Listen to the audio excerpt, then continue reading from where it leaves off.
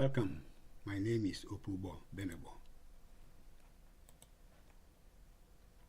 Farming for food has its episodes contextualized in a strictly 9 feet by 7 feet landmass, and therefore gives the impression that the contents and focus are relegated to small farms only. But that perspective or appreciation of the focus may not be entirely holistically compatible with the objects of the contents.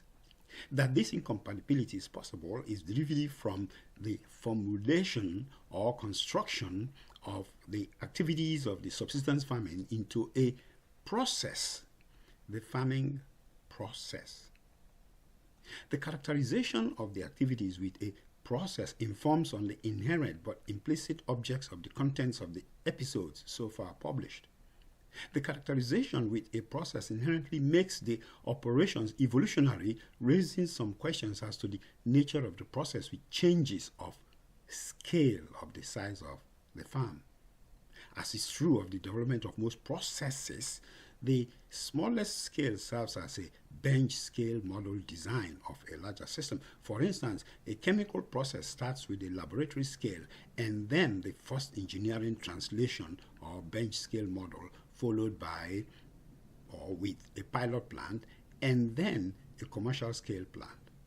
A manufacturing process plant starts with the basic design of the process based on the integration of the methods of fabrication of the prototype product, followed by a small-scale manufacturing plant, and invariably followed with a complex automated manufacturing process.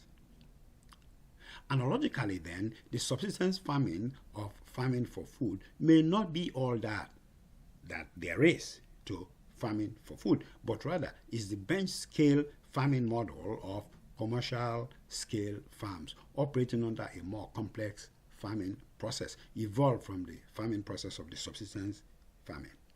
Given that posture, a level of credence suggests that, in fact, the objects of farming for food as presented in the episodes may simply be a development for a process-based commercial scale farming that enjoys the transapplication of the unique concepts and practices of the contents of farming for food.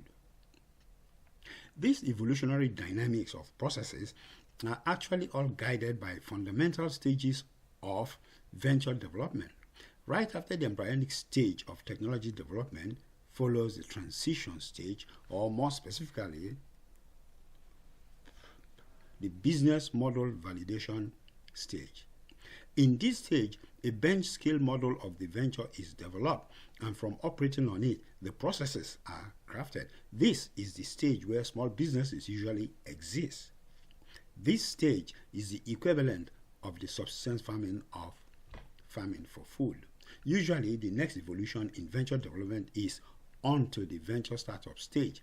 Corresponding evolution of the subsistence farming venture would bring about a fully fledged, albeit yet small scale, but a farm company that begins to wear the trappings of corporations.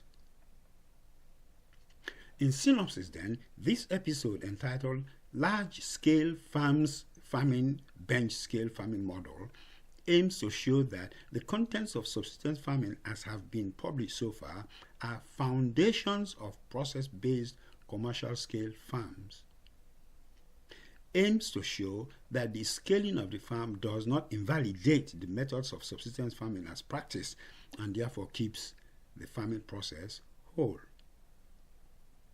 The driver rationale guiding the placement of subsistence farming as actually a bench scale farming model has the object of evolving an approach to development of farming ventures in which the constructs of farming processes are developed uniquely by a farmer for a farm to operate the specific farm for maximum productivity and synchronized farming of crops.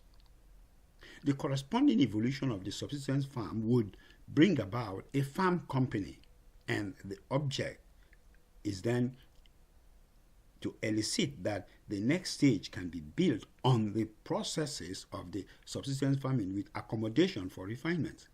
Then, of course, there is the consideration of adaption of existing farms into the evolving farm company type for realization of high productivity and consequentially profitability.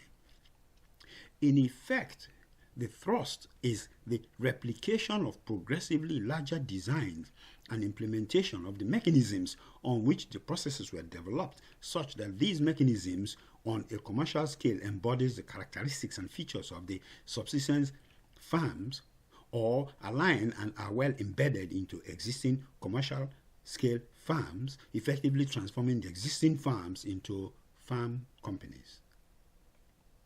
Contrasting farm company and existing farms against the operations of farming for food subsistence farming elicits the differences and similarities and effectively highlights the development dynamics as starting from the bench scale farming model concept. Intrinsic in the farming process as developed are two approaches: the use of the root functionality domain and the light dispersers network.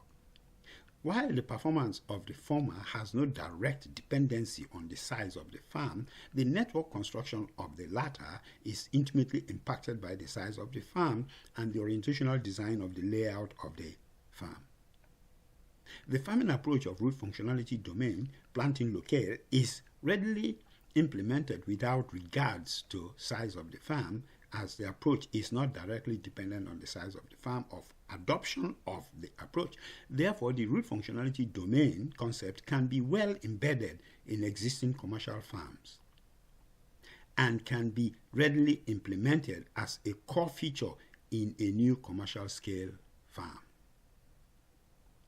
The light dispersal network design, of course, will change as a function of the farm size and orientation, but invariably, as long as the farm layout has dimensionality to it with planting ridges well defined, then the light dispersal network is invariably defined by these ridges and therefore scale very well with the size of the farms. Further, with its implementation being generally aligned with the planting ridges of the farms, the light disperser clearly embeds well into the existing commercial scale farms and is a solid fundamental of a commercial scale farm, to the extent that the ridges concept is adopted for enabling the dimensional deployment of the light dispersers. Regarding the planting process, most of the planting in the subsistence farming were by seeds, as is also the case in most commercial scale farms, and so the approach aligns very nicely with existing farming operations. The specificity of the planting in root functionality domain also raises no incompatibility, because most of the commercial scale farms planting processes have mechanized seed planting. So then, assuming the planting soil structures of root functionality domain setup are set, then the seeding mechanism can be configured to seed on the exact spots within the root domain, hence raising no issues of divergence, and with the root functionality domain being well embedded into existing commercial scale farms. The use of Gantt charts to schedule and plan performing tasks is a well-documented industrial engineering and project management technique, and as such does not impact and is not impacted by the scale of the farm. In fact, the use of a Gantt chart for a complex operating commercial scale farm can even enable the determination of the farm hands required to ensure effective harvesting of the farm produce.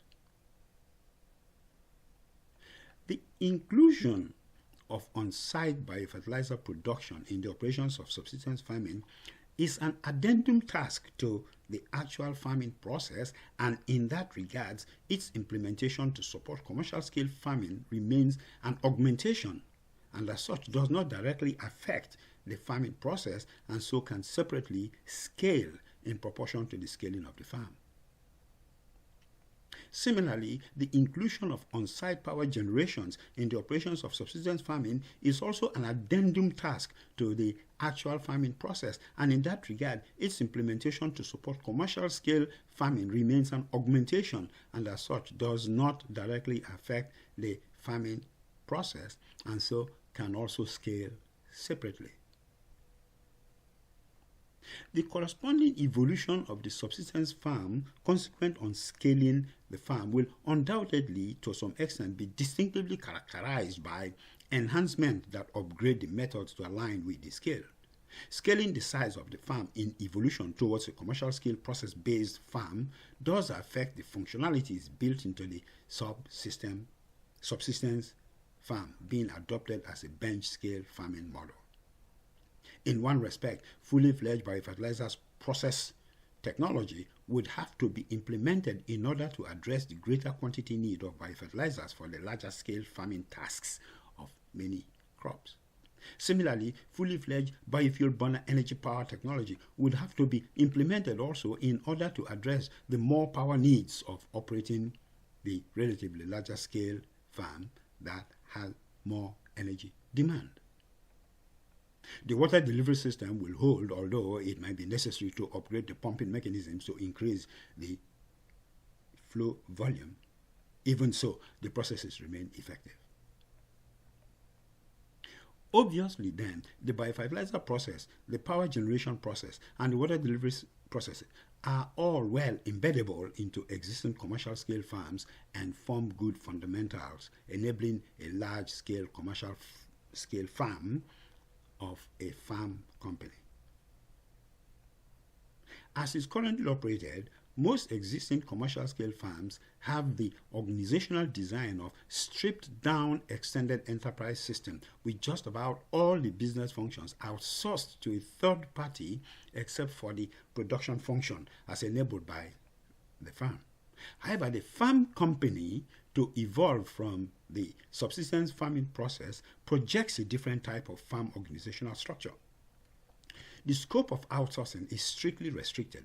The exact form of the restriction, of course, depends on the decision made about the farm produce business. Obviously, if the farm is viewed as a production facility, then the farm produce is the product of the farm company. On the other hand, if the farm is viewed as a venture, then the farm produce is not the product, but rather the task of production is the product of the farm. Notably, though, the organizational design will be very different for the two types of farm company. Yet, both cases of the farm company would still operate to some extent as an extended enterprise system, but will always embody the administration activities and the production activities. And in that regard, the farm company is at least one step advanced with the explicit inclusion of the administration department. The farm company adopting the farm produce as the product, however, will then embody its own sales activities. These constructs of the corporate operations functions undoubtedly position the farm company as better situated to institute routines and consequentially operate with much better efficiency.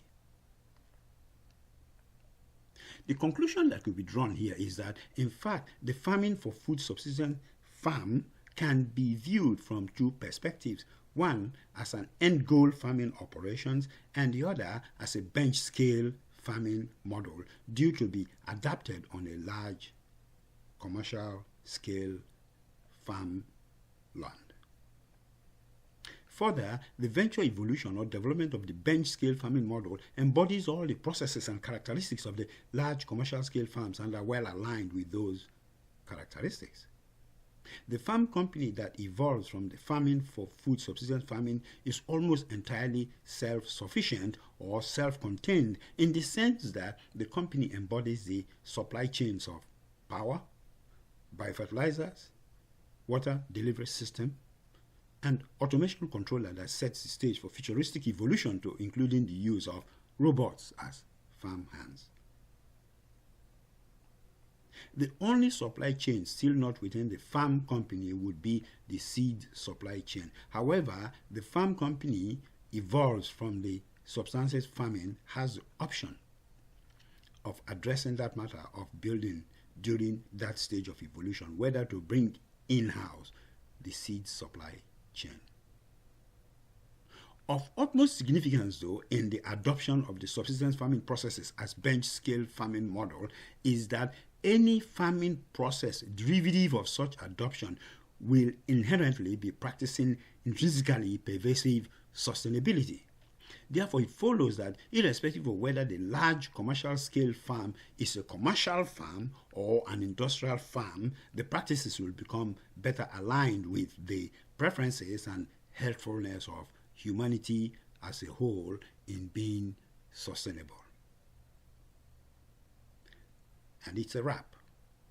On that note, I say to you, thank you so much for having come to listen to this observation about efforts aimed at alleviating world hunger through subsistence farming by both urban dweller farmers and emergent country small farm farmers. You are truly appreciated, and if you would like to get privileged viewer reader information, access podcasts of specialized contents, or access even vertically integrated concepts, then I implore you to join my supporter club and enjoy that privileged status. Moreover, and while you are still here, do please take a moment and subscribe to the channel as to be informed of the publication of every new episode as soon as it is released. Thank you. Bye. Till next episode.